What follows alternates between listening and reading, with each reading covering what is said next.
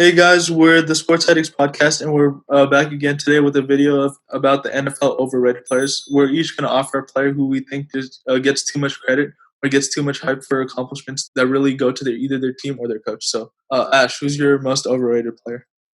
My most overrated player is most definitely Dak Prescott. Dak Prescott, I didn't really have a problem with him in terms of his play. He's been like a solid top 10, top 15 type quarterback. But the thing is, when the money that he's asking for is like top of the line, top 2, top 3 level, he wants Russell Wilson money basically, but he hasn't done anything that Russell Wilson does. And that's my biggest problem because if you look at how many playoff wins, he has one playoff win in 4 years.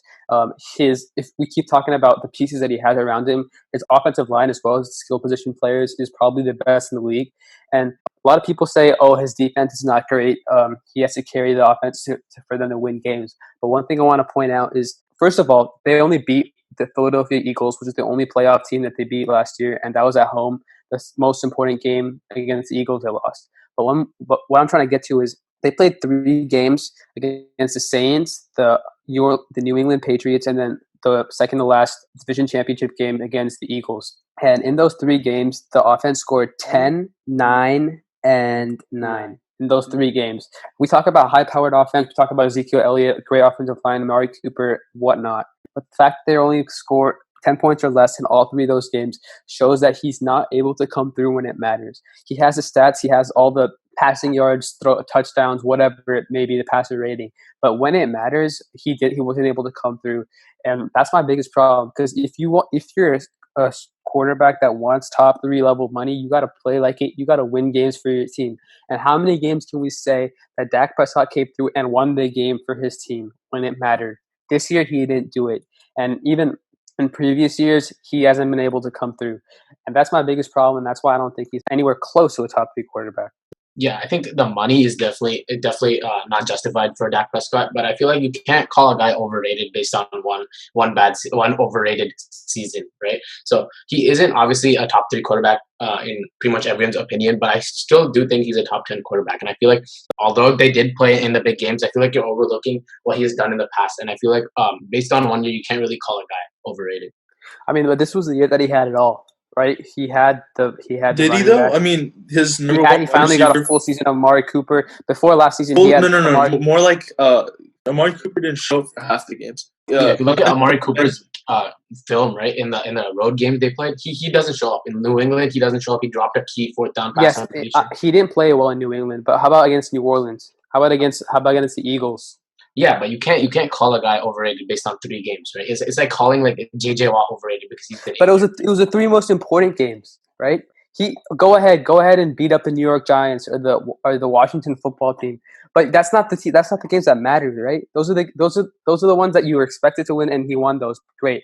But it's in 1 season, right? It's not like he's been consistently doing it throughout his career. Right? How many playoff he's led the Dallas team to 13-3 before. He's done it in the past, so you can't really 13-3. Okay, how many playoff wins does he have? 1. Okay, but if you call people what's based the point on playoffs, how can you be a franchise quarterback if you can't even win playoff games? He's won 1 in. Okay, so if you count people based on playoff wins, then how is Drew Brees? Then Drew Brees would be worse than Jimmy Garoppolo, right? That's your take right there. Drew Brees just won a Super Bowl. Yeah, but that's in the past, right? So you're talking about this season where he hasn't showed up in big games. He's never showed up in big games ever. Okay, but how can he led the Cowboys to 13-3 record in his first season? I mean, he obviously and they got sent out in the first game. That was Ezekiel Elliott's best season that year. He hasn't been that same player, and he had the best offensive line. He had Zach Martin, Travis Frederick, Tyron Smith. He had the best offensive line in the league that year. No, he has the offensive supporting cast, right? But football is a 2-sided game. You can't just base it on the offensive supporting cast. If you look at like the Niners, right, with Jimmy Garoppolo, they have the best defense in the league.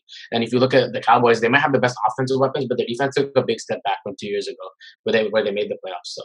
Okay, yeah, sure. Their defense may not be as good, but when it mattered, the San Francisco defense didn't show up against the Saints, and Jimmy Garoppolo put up 48 points to win the game. That's what I'm saying. When the defense, that's a regular season game. That you just contradicted your point again. No, it's fair to say that he didn't show up in big games, right? It's a regular season game, but it's a regular season game that mattered. If they didn't win that game, they would have never won. They would have never got the first seed. Yeah, but you're overlooking the times where even though he did beat up on like the easy teams like Miami and like the Washington football team, but the Cowboys beat the Saints last year. Where he did show up. What was that? Exactly. He's shown up in the regular season before in big games. They've beaten good teams before. When? In 2016 or 2017? Last year when the Cowboys put the Saints, the Cowboys won.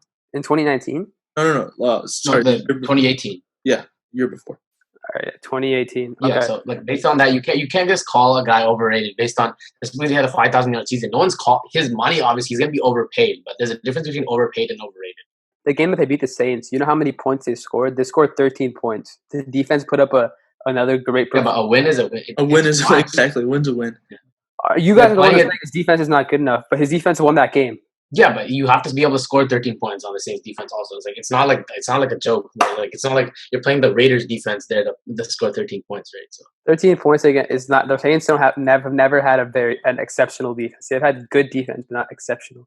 The point is leading the Cowboys to 13-3 record in your first season, and he doesn't have a guru like Kyle Shanahan either. He has Jason Garrett. He had Jason Garrett. Yeah, okay, but he has a better supporting cast. He has a way better supporting cast. Yeah, you can have a supporting cast. Look at the Browns. Look at the Browns. Supporting cast. Look at the Browns. The Browns have a great supporting cast. So you're comparing Freddie Kitchens. You're comparing Freddie Kitchens to Jason Garrett then. Both are pretty horrendous in my opinion. Jason Garrett is far better. That's not even a comparison. He's far better at leading a team that has a good quarterback, okay, compared to a team that has an unproven quarterback and an unproven GM. And no one is saying that Dak Prescott's worse than Baker Mayfield. He's just not a top 10 quarterback. Okay, yeah. So moving on to my overrated player, I strongly believe that Odell Beckham is overrated, and many people like on TV, like Max Kellerman, still believe Odell Beckham is the most talented wide receiver in the NFL, and he's still a top 5 receiver.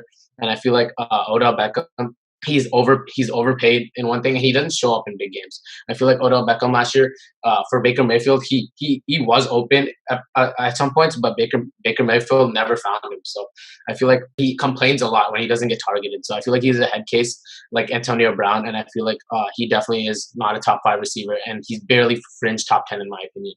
So what are you guys' thoughts on him? I don't think let's not compare him to Antonio Brown in terms of his character. He is a much better person than Antonio Brown. Yes, there have been times when he gets frustrated, but that's just part of the game. There haven't been like moments where he's said, if you don't pass me the ball, we're not winning, or whatever it is. The biggest thing is that Baker Mayfield is trying to force passes to him when he's not open, because they know he's the best receiver, and even when he's not open, they're throwing it to him. That's the biggest problem. The fact is that they need to spread the ball out more and not try to force it to Odell Beckham, and he'll be fine. Another thing is the lingering injuries, right? The last few years, he's been facing many injuries, whether it's ankle injuries, his torn ACL, whatever it is. But he's facing a lot of injuries, and this year he's fully healthy. And I think this year will be a year to prove his doubters wrong. But the biggest thing is Baker Mayfield has to show that he's a franchise quarterback. I feel like you're judging him as overrated based on his last season. I mean, like this goes against the same reasoning as your Dak Prescott argument. He had one bad season, and so he's not overrated. Same thing with Odell. He didn't produce as much as he was supposed to this season, so therefore he's overrated. That argument really doesn't make sense. If you look at his production since he's come into the league, only one season less than 1,000 yards, three seasons with 10+ touchdowns. I mean, he played with Eli Manning. The quarterbacks he's playing with, they're not exactly Russell Wilson or Patrick Mahomes. So he's produced with basically nothing surrounding him. So I do get your point about I'm not saying anything about him like producing with nothing, right? Like, but if you look at it, his first 3 years in his career, right, he had 1,305 yards. Like basically, he had over 1,300 yards in each of his career. That justifies a top 5 receiver in my opinion. But people still saying him being a top 5 receiver is pretty egregious, because in the last 3 seasons he's combined for like 2,500 yards, and that's not a lot in my opinion. And although injuries are a part of that, I feel like Odell Beckham injuries should be a part of someone being overrated. It's not like a contract situation where they're getting overpaid. One of his injuries was based off a cheap shot by someone, so like that's not really his fault for getting injured. You can't call him injury prone if someone else takes a cheap shot at him. And it's not like he's consistently missed games. Like he's played a 16-game season before. He's played a 15-game season before. It's just been like over the past 3 years, he's been struggling with nagging injuries, and he's been playing through those injuries, and that really hampers his effectiveness and how well he's able to produce. And if you look at the coaching staff, but it's his choice, right, to play through those injuries. It's not like the coach is forcing him to do it. So he could technically sit up if he wanted to. So injuries are part of the position, but if you look at the best wide receivers in the game, right, they all have great quarterbacks. Devontae Adams, Aaron Rodgers, Drew Brees, Michael Thomas, Julio Jones, Matt Ryan. The list goes on. The Tyreek Hill, Patrick Mahomes. But as long as Odell Beckham has Baker Mayfield as his quarterback, he's never going to be a top wide receiver. Yeah, but the point is, like, I feel like there are some cases where, like, people don't have great quarterbacks. If you look at Mike Evans, Chris Godwin, right? They dealt with Jameis Winston at their quarterback. So yeah, Jameis Winston was not a good quarterback because he threw the ball. He turned the ball over too many times. But he also led the league in passing yards. Yeah, right? he definitely targeted him a lot. Let's be honest. Jameis Winston was not a terrible quarterback. He could make great throws, but the problem is he made so many terrible throws to bring his team down. Is why he's not a starting quarterback in this league. He made really. There are also great times where, like, Mike Evans and Chris Godwin bailed him out as well. So if you look at those times, they pretty much cancel out the times he was really good as well. So moving on to Sujal's overrated player. Who do you have, Sujal? I have Le'Veon-Bell as my overrated player. Bell, he signed a 4-year, $52.5 million contract with a $61 million max value and $35 million guaranteed. And what did he do after that? He had 3.2 yards per carry. That's absolutely pathetic, even for like a backup running back. And he's getting paid this much money. And he had less than 1,000 yards rushing, and he only had 3 touchdowns. And now this Jets team, they signed Frank Gore, a 37-year-old, to help potentially take away some snaps from Le'Veon Bell. And like I understand that Adam Gase isn't exactly a good coach, but it does say something about Le'Veon Bell because like the Jets are refusing to give him the ball. Like he really didn't get as many carries as he did before. And I think that shows something more about like how he's on the decline. And it's another example of where a running back should not get paid and how the running back position is not that important. So what do you guys think about Le'Veon? The thing about Le'Veon Bell, I think we all can agree that he's not the running back that he was when he was in Pittsburgh. Obviously, the year off, he lost his abilities to a certain extent. But the thing about running backs is the offensive line dictates so much of your success. I think look at the backup running back for the Jets last year, Ty Montgomery. He averaged 3.2 yards per carry also.